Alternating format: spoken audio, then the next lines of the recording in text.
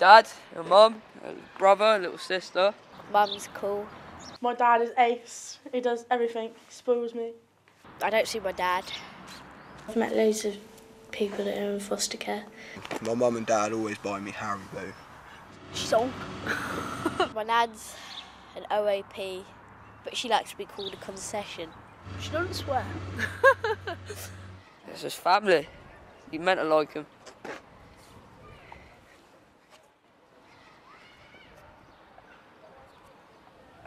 I was 5 when I actually got adopted by him, because I remember I was in foster care from a young age because my dad's saying things on lots of drugs and everything. And I just remember one day my foster parents said, "There's 2 people coming to see you and they want to be your parents." I was like, fair enough.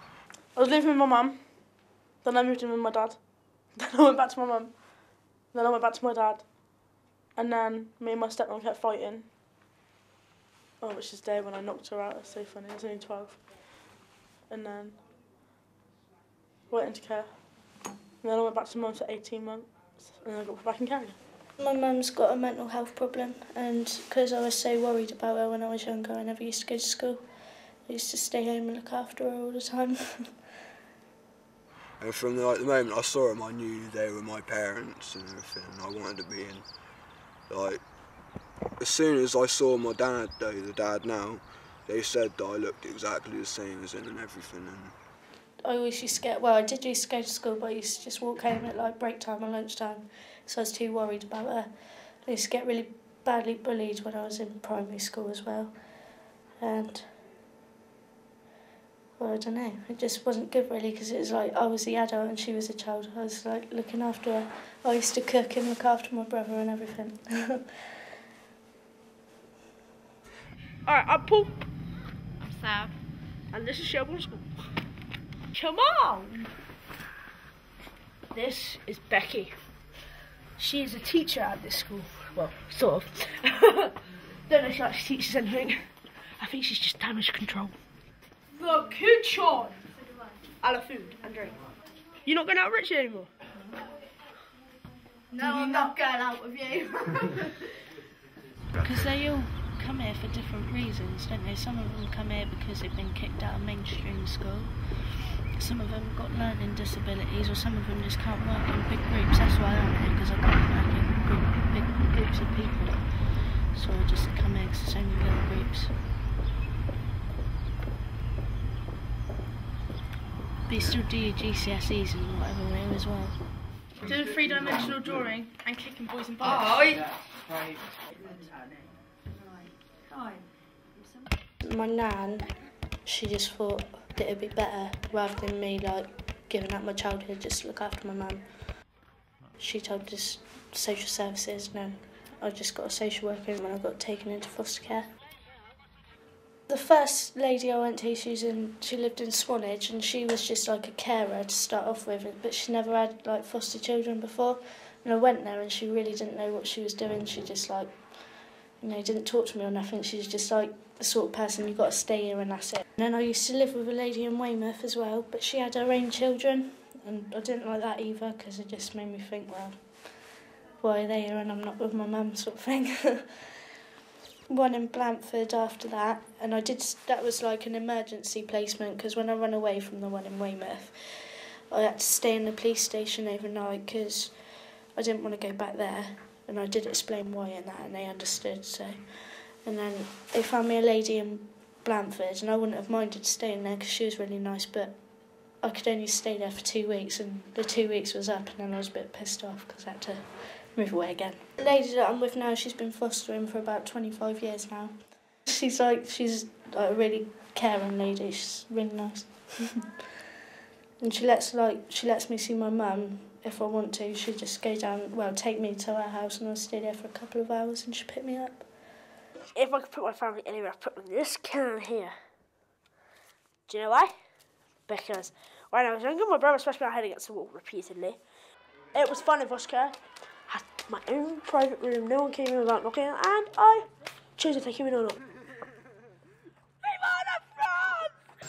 It was better than living at home. No, I did! Mum's nice to me. They feed me.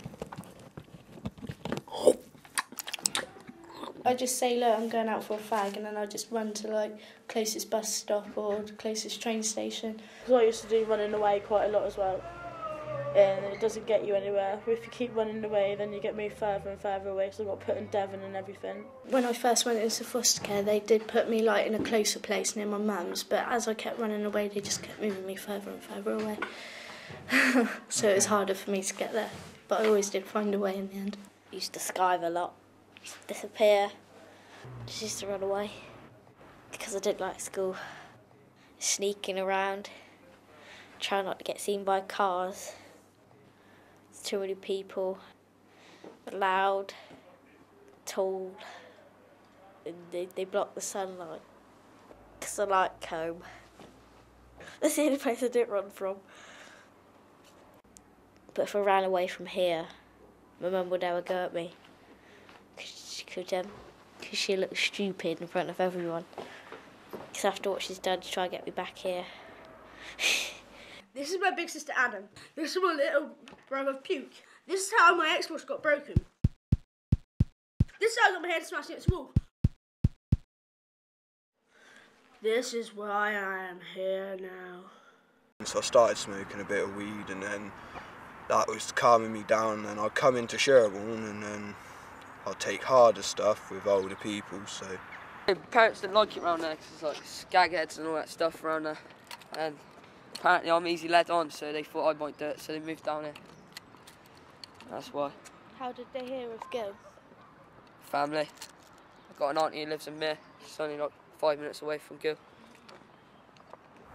I'm not strong enough by myself to just say no to them, because I've been doing them for the best part of 2 years, and after a while that's all I wanted was more and more. And like, they had told me before, don't do it anymore, but I wouldn't listen to them because I just wanted more.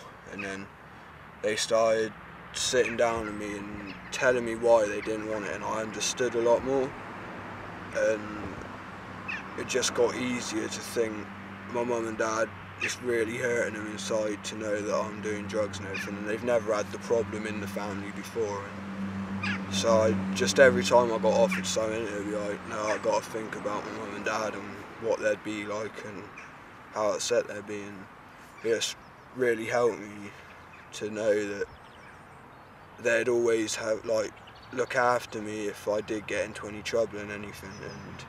But they wouldn't go into if I was still doing drugs and it was inflicted by it. So it just reassured me that they still did love me, and because that was always going through my head sometimes, was that they don't really like me and everything, but they reassured me of everything and just helped me through it. I wouldn't go on that stuff, but yeah, I think I'd be proper easy led on like that. This kind of stuff that goes on out there. Get in trouble a lot, I reckon. So better off down there. Basically, we come here every Tuesday and just groom that, well, whatever Julie needs us to do, really. Feed the animals, groom them.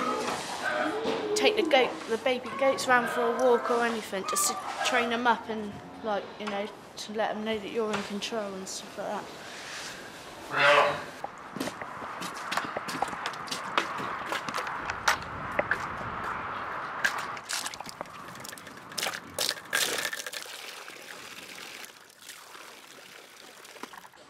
I'm doing a lot better for myself now that I'm living in foster care. I've got more friends and stuff now I'm in foster care and I'm going to school. I did think it was a good idea because I couldn't carry on like that. Not that I would rather live with my mum, obviously, but she can't cope with it and I don't think I can either.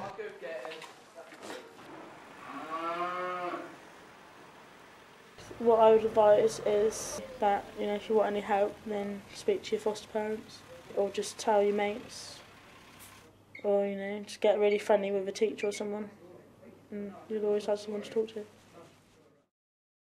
Because at one point through foster care I thought I'd never going to get a parent, so I found it hard through foster care, but when I got adopted it got a lot easier for me.